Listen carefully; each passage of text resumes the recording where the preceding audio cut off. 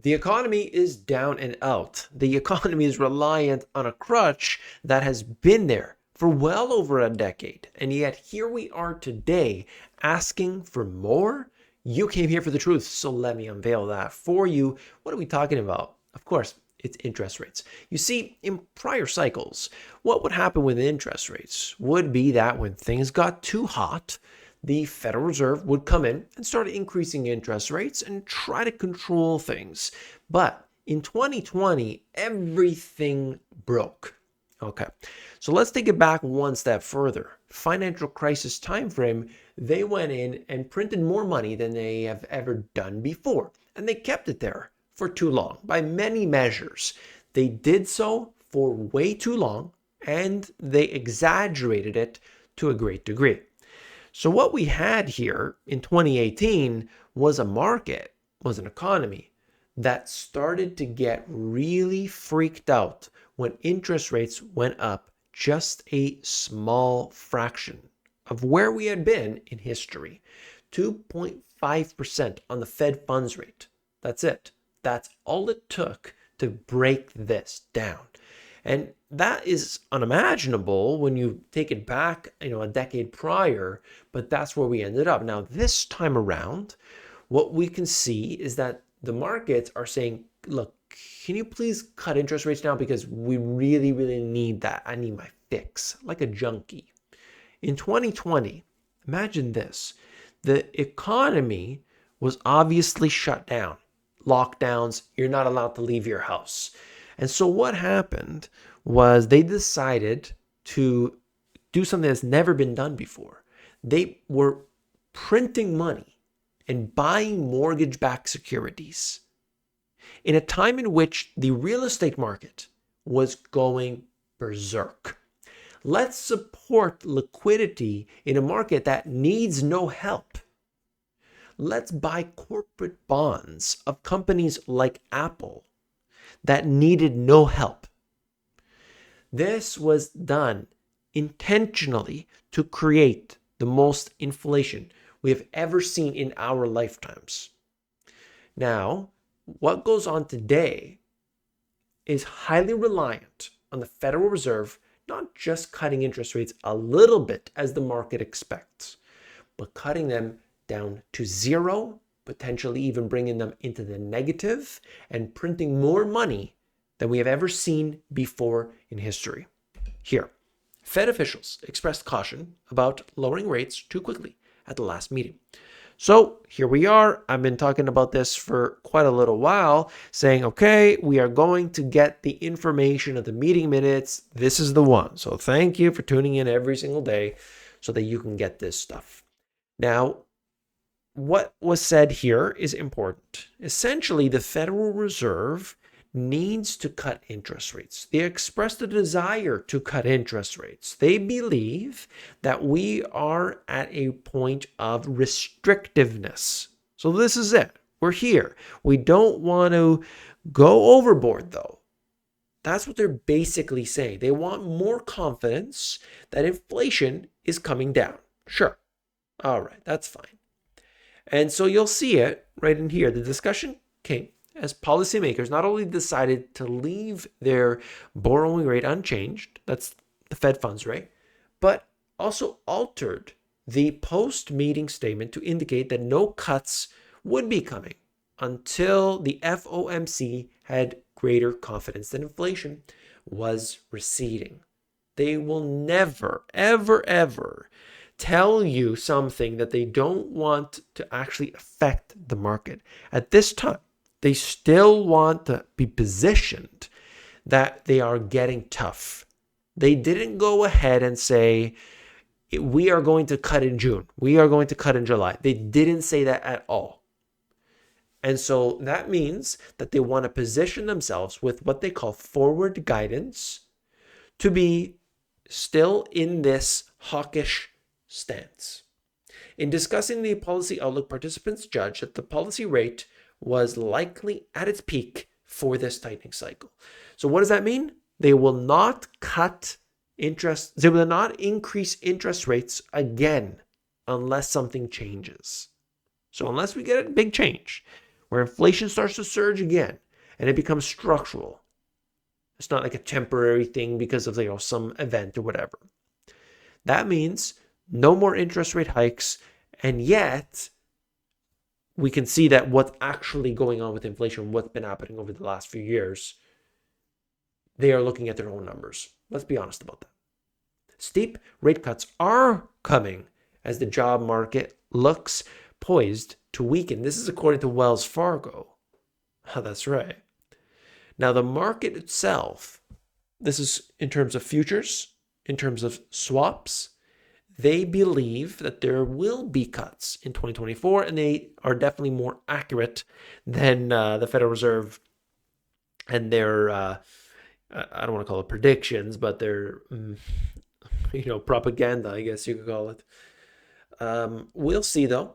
You can look at Goldman Sachs, Global Views, saying cuts are coming. That's right. Why, though? Might be a little bit small. Here, let me try and zoom in on this so you can see it for yourself. Global core inflation has averaged 2% over the past 3 months on a global scale. All right? That's it, 2%. They're at their 2% target. Who knows where it goes in the next month and next 2 months and so on. But that's what they're saying using their metrics. So what central banks have been doing over the last little while has been to stop their increases, and some of them have started to cut. And, the Federal Reserve obviously being the most important on a global scale, we'll see what happens here in these coming months. It's, the new inflation data as it releases is going to be very important. One of those I've been looking at was the PPI, Producer Price Index, and that tells us what's going to come to the CPI, what's going to come to your grocery store essentially. And producer prices have elevated over the past, I believe, 2 months now. So that's a concern, and one that I am watching closely. If you stay tuned to this channel, then you will get the information you need to know. Simply just hit that like button and you're going to get it in your feed, maybe. U.S. hard landing bets rise in rate options market after the Fed hike. So we, can see that the market is going to make bets, make claims on what they believe. Okay, this is an instrument like all these other derivatives, and they think that it's going to happen. They're just talking about the $600 trillion OTC, or over-the-counter, interest rate derivatives market. And there's a lot of money at stake here. You can see this. The derivatives are bigger than, actual real true wealth. Okay. And they make these bets, and that's where we're at.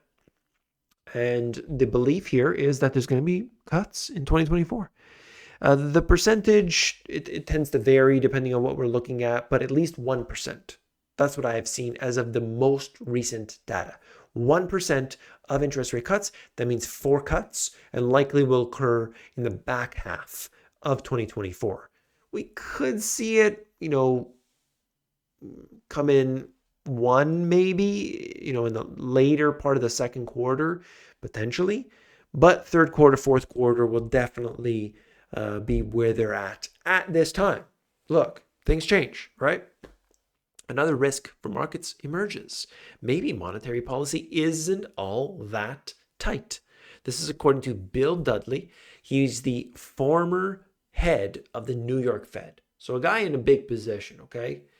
And just saying that large and chronic fiscal deficits are among the factors that have pushed the neutral interest rate up. So this is important. Maybe monetary policy isn't that tight. Large and chronic fiscal deficits, together with public subsidies for green investment, have pushed up the neutral interest rate. If so, the Fed should hold rates higher for longer. Essentially, they've spent so much money here. You've got a problem. We need to keep interest rates up. The issue, though, is that the debt is so high. The debt is unimaginable. Have you seen it? $1 trillion in interest alone? Do you realize that they pay that interest on this fake debt that they've created out of thin air? They pay that interest before it comes to you, before it comes to your roads, before it goes out and helps the people in need. They pay that interest. It's wild. Why does it even exist in the first place? It's a fraud. It's a scam. But of course, it helps the very select few at the top, the puppet masters. It's difficult to talk about these things because we're looking at interest rates, we're looking at the markets. Okay, this is all generic stuff. But when you start to break it down and look at all of the different factors in between what is so obvious, like why is the Federal Reserve making this move? When you understand who controls the Federal Reserve and who they serve, well then, things start to make a lot of sense. All right. If you appreciate this information right here, I would love to see you on the Finance Friday Live. This is where I get into things in depth. I talk about all the details and cover the money mirror method. The money mirror method has been absolutely accurate over the last many years, particularly since the financial crisis. And we can look at this each and every single week, like 2 hours of this stuff. And we look at it in depth so that you are aware of the things before they happen. It's just the way it goes. I hope to see you there. Link in the description, themoneygps.com/live. Don't forget to hit that thumbs up button on the way out, and I'll see you tomorrow. Take care.